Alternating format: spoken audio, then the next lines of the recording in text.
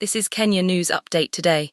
What if I told you the biggest political party in Kenya might not have a presidential candidate for 2027, and that one woman is daring them to talk to her if they can't find one? In the next 4 minutes, you'll discover a political bombshell dropped by a woman ready to step into the biggest shoes in Kenyan politics. A name you know, a legacy you remember, and a challenge that could reshape the 2027 election. Meet Ruth Odinga. Kisumu woman representative, sister to the legendary Raila Odinga. On Thursday, December 25, she didn't just make a statement, she launched a political missile. To the ODM fraternity, if you don't find someone suitable within ODM ranks to go for the top seat in 2027, talk to me. I am here. But here's the twist. She said this barely 2 months after laying her brother Raila to rest. While some were mourning, Ruth was planning. While others were grieving, she was positioning. This is a possibility, she declared, but here's what nobody's talking about. This wasn't a spur-of-the-moment comment. This was a calculated move months in the making. Rewind to Wednesday, November 12. Ruth had already hinted at this presidential ambition. "Nothing stops me from contesting for the presidency. I have all it takes," she said back then. But she added a crucial condition. "But first, I want to see a vibrant ODM that is a safe space for everyone."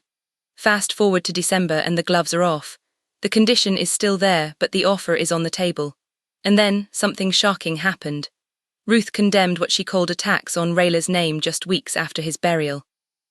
It is unfortunate that barely 2 months after laying Raila to rest, some characters are busy defaming his name and reputation he worked so hard to build over the years on social media. Shame on you, but here's the part that will blow your mind. She's not just defending her brother's legacy. She's positioning herself as its guardian and its potential successor.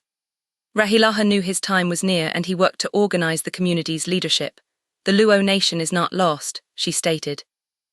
But the controversy doesn't stop there. Ruth dismissed claims that ODM was orphaned after Raila's death. She called such talk a betrayal, and then she took direct aim at fellow politicians.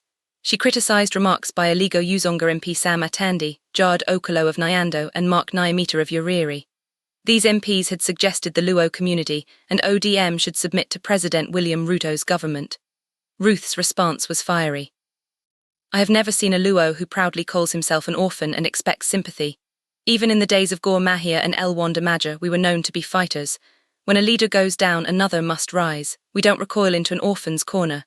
The message is clear, the fight continues, the legacy lives, and Ruth Odinga is ready to lead it. But here's the critical question, is ODM really struggling to find a 2027 candidate?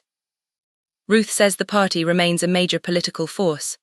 She says its growth depends on the dedication of its members to build on what Raila Odinga established over the years. But her offer suggests otherwise. It suggests uncertainty. It suggests a power vacuum. And she's standing right in the middle of it, hand raised. The implications are massive. This isn't just about one woman's ambition. It's about the future of Kenya's largest opposition party. It's about the direction of the Luo political bloc. It's about whether ODM can survive and thrive without its founding father. Some see this as bold leadership. Others might see it as premature positioning. But one thing is certain, the 2027 race just got its first major declaration. And it came not from a seasoned presidential contender, but from a woman representative ready to jump to the very top.